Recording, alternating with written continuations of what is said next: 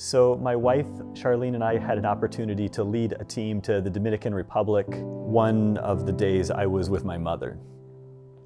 And we ended up at this home of an elderly woman, very poor. She had an adult son who was mentally handicapped of some sort. And I just felt awkward from the get-go, and my routine, my script was thrown off. And again, my mother was there. I just remember her sitting down next to this woman as this woman is sharing her story, and my mom putting her arm, putting her hand on this woman, and just sharing, sharing the gospel, but more than that, sharing the love of Jesus in a way that, frankly, that only as a mother could share with another mother, and that was powerful. I think it was the partnership between Faculty Commons staff, faculty, because my friend Esther Awonio, who's now at Penn State, joined me, and she was at UF at the time, and she made a really strong connection with one of the graduates. There was only one graduate student on the trip, and then a whole group of undergraduates. So I think it was like that partnership of all levels of university involvement working together, and then going to other campus settings in Paris. So a lot of people were like, that's not a mission trip, you're going to Paris. But we had an amazing time, and I think visiting other campus areas, and even not knowing French and feeling like, the students or the faculty that we meet there might be resistant to talking with us. That was not the case. So we took a small team to a domestic missions trip at Ann Arbor, Michigan, this Chinese church, for a vacation Bible school.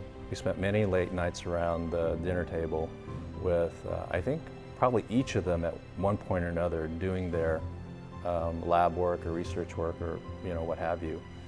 So, I mean, that shows you what a sacrifice even a week is when you're in the throes of getting a PhD. I think all of the students who came along were PhD students, so yeah.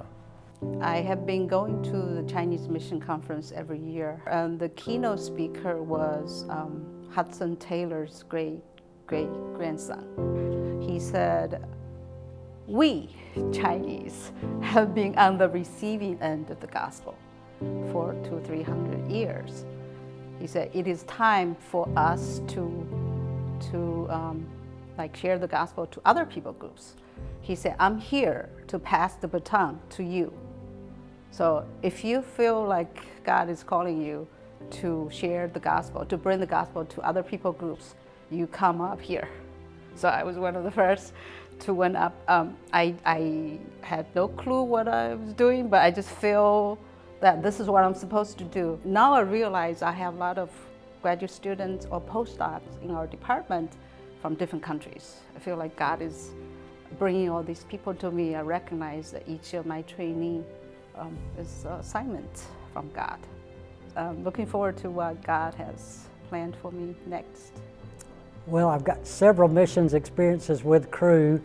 One of my favorite mission experiences was 2010. Cru sent 3 student teams to Haiti. And all of my mission travel before that had been with professors. And so I was invited by Cru to go with students. And I said, well, I'm used to going with professors. I've never been with students. What will I do? And they said, come and see. And I absolutely loved being with those students. I didn't have to supervise them. I didn't have to take roll. I didn't have to grade them. I didn't have to correct them. I got to live with them. I initiated the great practice of sleeping up on the roof where it was cooler and under a mosquito net. It was really very pleasant. But that was 2010. 12 and a half years later, I'm still in contact with about a half a dozen of those students from 2010.